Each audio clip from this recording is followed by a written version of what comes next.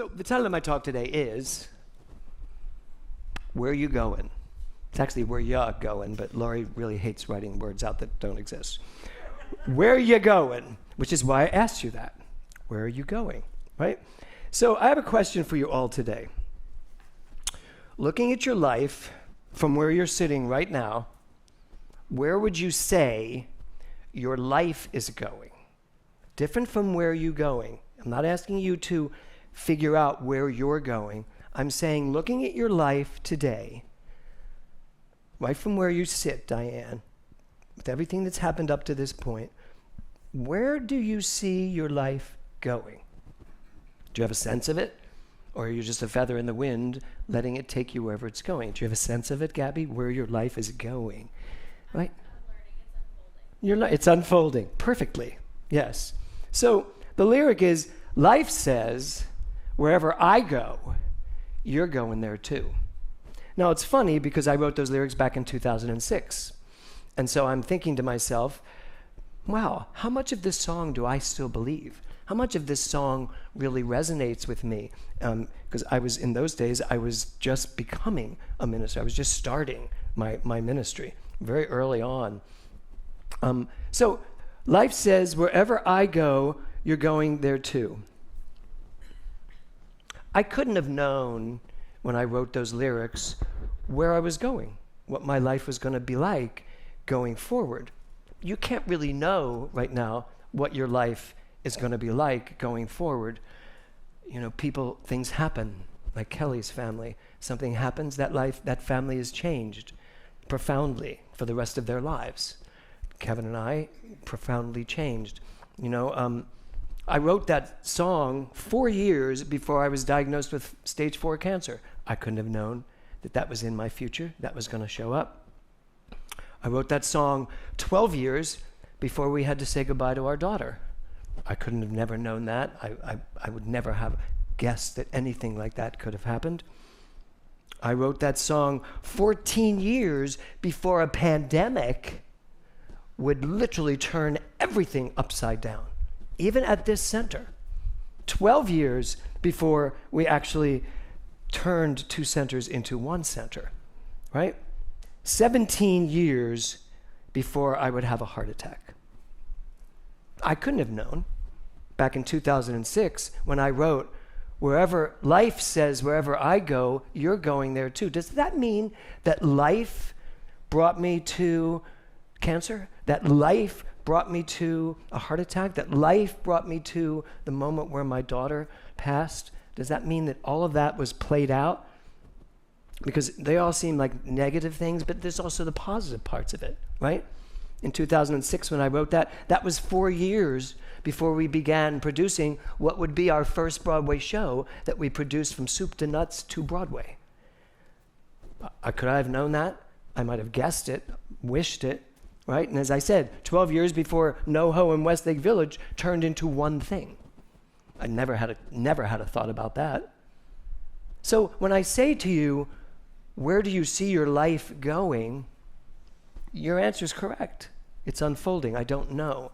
But there is something to know, which is really important. Because when I look back, there were successes and failures, there were joyous occasions, there were heartbreaks, betrayals, amazing friendships, things that just keep growing and developing on both sides of that spectrum. Wherever life goes, you're going there too. So back in the early days of my ministry in 2006, I was teaching the science of mind pretty much right out of the textbook. I had good Ernest Holmes quotes every Sunday, and I was teaching that philosophy. Little did I know, in 2006, I was already 50 years behind where Ernest Holmes was when he died. Because for some reason we were all still teaching the 1926 book. But years later, I'm reading the seminar lectures, and then I get involved in quantum physics, and I start to really understand I actually start to really question what is this world. And I really start to question what is God? And how does God fit into my life? And when I came up with I didn't come up with it, but when I bought into the understanding of I am God, and realized the negative energy that was coming at me from saying such a audacious thing, such as I am God, it was really difficult, especially in my own religion, in religious science, which most of the people running that group were like, you cannot keep saying that. You're going to alienate people. And that was true in terms of the alienation. But do we stop telling the truth because we're going to hurt people's feelings? Do we stop saying what's really going on because we're going to lose customers? We're going to lose congregants? No, we don't. So in 2006, I had one version of what God was and who I was in the midst of that God story. But in 2025, when we get to 2026, 20 years later, I'm a very different person. And I'm still asking myself, life says, wherever I go, you're going there too. But now I understand, almost 20 years later, things are much more complex about this thing called God, and this thing called religion, and this thing called religious science, and this thing called quantum mechanics, quantum physics, quantum metaphysics. It's very complex. And yet, this week, I stepped into my advanced consciousness class with such a simple understanding. One of those, you ever have one of those moments where everything just goes, oh? It was like this aha moment. And I was aware that when I stepped into class, I was about to say something that was going to get some reaction, which was understanding God in a much different way, yet almost taking it all the way back to my first understanding of God. And it did. It caused, well, Doug was in the room. Doug knows. It caused a lot of people there were a lot of other opinions about what that means. But you know what the real issue is? It's really about the word God. The word God is so divisive. The word God causes wars. The word God causes people to hate each other. The word God causes people to treat each other badly. The word God. But the idea and the energy of the word itself is what suddenly made sense to me. And it was all around momentum. We were talking about the observer effect, which in quantum science says that what you look at expands. When something is observed, it energizes it. It feels the observation. The observation itself expands it, ripples energy. It's about vibrations. And that's called the observer effect. So then I said, and then there was this thing where people talk about in quantum mechanics, and Einstein said this, which is what really pissed him off about quantum mechanics. If I am not looking at the moon, does the moon really exist? Because if I'm not there to observe it, it doesn't exist. Isn't that crazy? Doesn't that sound crazy to you? Oh, some of you are like, no, not at all. But it is. And that's why Einstein called it the spooky, crazy science. But I understood it finally, because that question's come to me for years now. Well, do we believe that? That if I don't look at the moon, it's not there? Anything's only there because you observe it? No. Because inherent in all things is, and I called it, I will say it was not the best choice of words on my part because I watched 20 screens blow up. I said, it's like the master observer. And people were like, okay, I hate the word master. You can't even call your bedroom that anymore. Right? Yeah. So, but that's what I meant though. As Emerson called it, the oversoul. That thing inside everything. The Baltimore Catechism. How many Catholics, ex-Catholics? You're still a Catholic. How many Catholics? Yeah, or still Catholics. Where is God? God is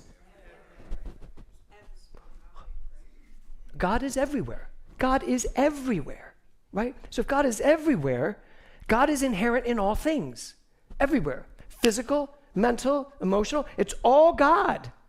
Well, if God's everywhere, Steve Brabant is not outside the limits of everywhere. So Steve Brabant is God. Hard to believe. Wow, Diane, you're turning into Kevin. But it's true. There's God. Sorry, Diane, but there is God at the level of your ability to understand that. Which is pretty damn high, right? Right? Julio is God. Sitting there on that chair, that's God. That is the expression of God that has come into play. And if I don't look at Julio, he doesn't evaporate. He doesn't disappear. This isn't Wheel of Time where everything disappears all of a sudden. No, he's right there. Why? Because there's something inherent inside of Julio that is observing at all times, that is alive, that keeps everything alive and flowing and moving. And you know what it's called? Thank you. Who said that very softly? Say it loud, Catherine. Momentum. Yes. That is what it's called. God is the momentum. God is the momentum of your life. It's something inside of you that is constantly expanding, moving, growing, moving one step in front of the other, constantly changing things. It's up to us, however. So I'm going to just let you do the slides, Swan. Would you give me this first quote by Benjamin Franklin? Never confuse motion with action. The world is in motion. The universe is in motion. Your life is in constant motion. Momentum is constantly happening. But if you don't take action within the momentum, you are basically sitting with Tiffany on her couch, waiting for some Netflix show to start over. It's about the active use of momentum that changes your life. Right there. It's the active use of momentum that changes the trajectory of your life. So where are you going to take momentum and start acting upon it and start making your life what you want it to be? What action are you taking right now within the velocity of your life? So this whole God thing, when I went into class this Wednesday, I had such an expanded heart, because you can get into this teaching, you can get into these new thought teachings and suddenly lose all the heart, lose all the emotion, lose all the love. Even though we teach it, God is love, love is the center of everything. But all of us that embrace this teaching, we have all lost that God outside of ourselves. That is funny, because I asked one person, I said, tell me, what was the God like before you got into religious science? I asked a girl who was a Baptist, came up in the Baptist church, and I thought she was going to say what I had an idea of what I thought she was going to say. She went the exact opposite. She was like, he was vengeful, angry, he always he judged me. I was like, oh my God, I should have asked someone else. Because what I was looking for was, he was loving and embracing. It was like a father figure that held me. So I had to go to a Jewish person for that, to ask them who that was. But that's the thing. We've lost that. I don't mind losing the Baptist God. I don't mind losing the judging, vengeful, I'll get you, my little wicked witch of the West. I don't mind that God being lost. But I miss the embracing God. I miss my Jesus. Today is Palm Sunday. Today is the day when Jesus showed up and they threw the world at his feet, saying, you are the Messiah, you are the King, you are everything we've ever waited for. A week later, they would crucify him. So it's a crazy world. But I miss that God. And coming into this teaching, there were years when I was really miffed. It's like, well, so I know where God is. I know it's me, but where's and then this week, all of a sudden, I was like, I get it. It is me, but it's more than me. It's bigger. Ernest Holmes was right. There's a power for good in the universe greater than you are, and you can use it because you are it. You just have not risen to the level. Well, they don't rise till next Sunday on Easter, but you haven't risen to the level of understanding that you are all of the entire ocean in a drop, as Rumi has told us. So the question is, if momentum is moving me in giving me the motion of life, what's my job in this? What is my job in this? So my next slide is a slide from a brilliant baseball player, Ted Williams. Ted Williams was 19 years in Major League Baseball, left field for the Boston Red Sox, and if I had a dime for every time my parents accused me of being lost in left field, I'd be rich. So he said, just keep going. Everything gets better if they just keep at it. Think about that. Just keep going. How often do we stop?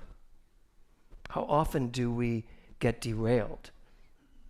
How often do we let something that's happened in the past stop us from going forward?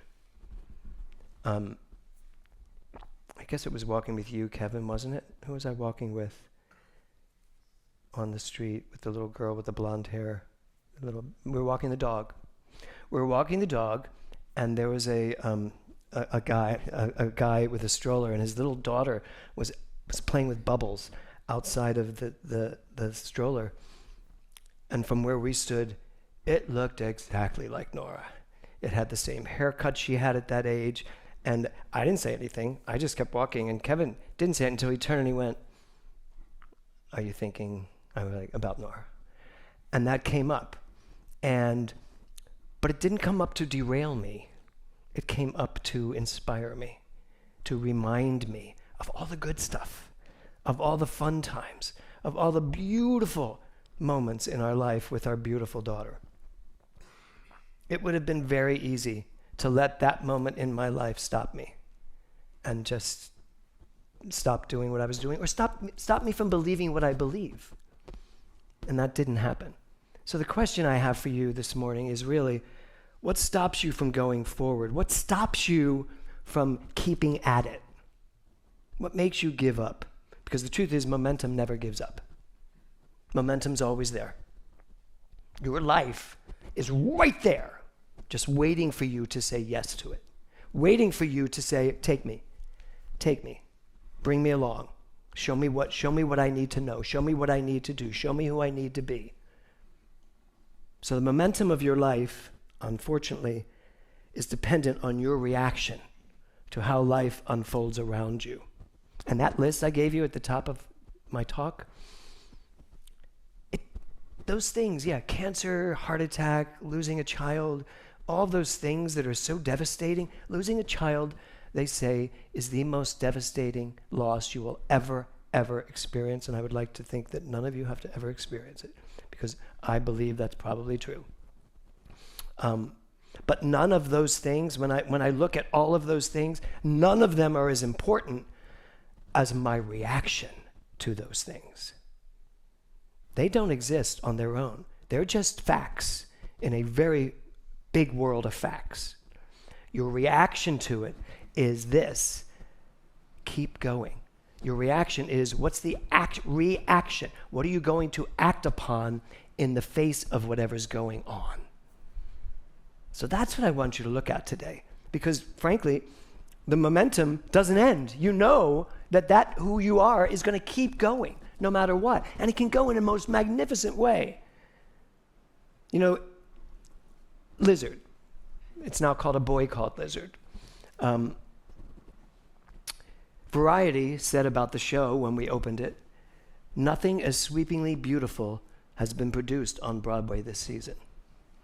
It got the most magnificent reviews. The author of the novel flew in to see the show, and I had rewritten a lot of it and changed things, like the fact that Callahan becomes the father, and then I changed it. Poor Janet, who played the mother, I changed it right before we opened. She went, "I based my whole character on the fact that he wasn't the father." I said, "Well, he is now. Deal with it," because I'm a sensitive director. And so there, he flies in, and he loved it. He went, "I wish I had thought to make him the father."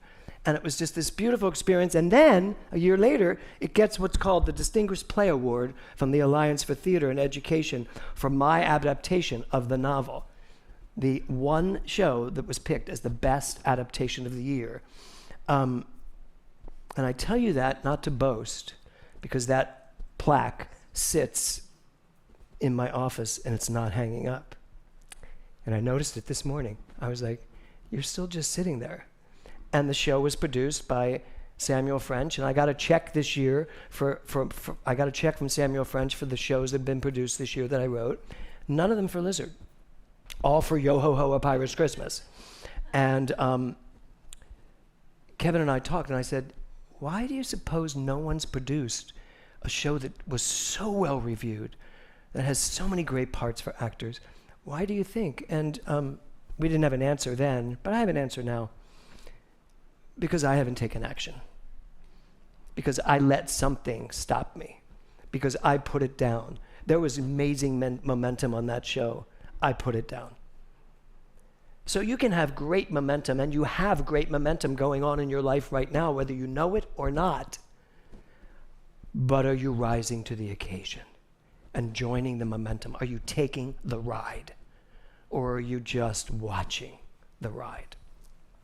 So, to conclude, this morning, Rick Tamlin sent out a little thing that Nancy Berggren wrote, Dr. Nancy Berggren. And she wrote this thing called Decades of My Life. And it was all about her 20s, her 30s, her 40s, her 50s, her 60s, her 70s, and she gave little things about each decade. Stopped at the 70s, saying, and she's now 92, going on 21. So here's what she wrote, and I want to close with this. She said, here are my final thoughts right now. Every decade has its purpose, and every lesson is a gift. If I could go back, I'd remind myself to color outside the lines, to wear red and purple and things that don't match. I'd be more patient with myself and others and believe in myself much more. So stop apologizing for who you are, knowing you are a unique and irreplaceable being created by life so that it might be more fully expressed by means of you. You are here on purpose. So embrace each decade of your life with gusto, knowing that ever more good is just around the corner waiting for you. Reverend Dr. Nancy Berggren at 92, who does not slow down, in case you haven't noticed. So here's what I want to leave you with. Your life has momentum. Life itself is momentum. God is the momentum inside of you, observing you, Tiffany. It is the master observer, don't care at this point. It's the master observer inherent in every cell in your body saying, yes, you are here. You can never not be here. You do not disappear when everybody walks away from you. You are still vital, vibrant, and anything you want to accomplish, you get to accomplish, because the momentum of life is accomplishing everything, everywhere, all at once. Life is taking you on a ride, but you are the one who decides which ride it's going to be. So my last question to you today is, where are you going? And I'll give you a hint. It's not behind you. It's in front of you. Namaste.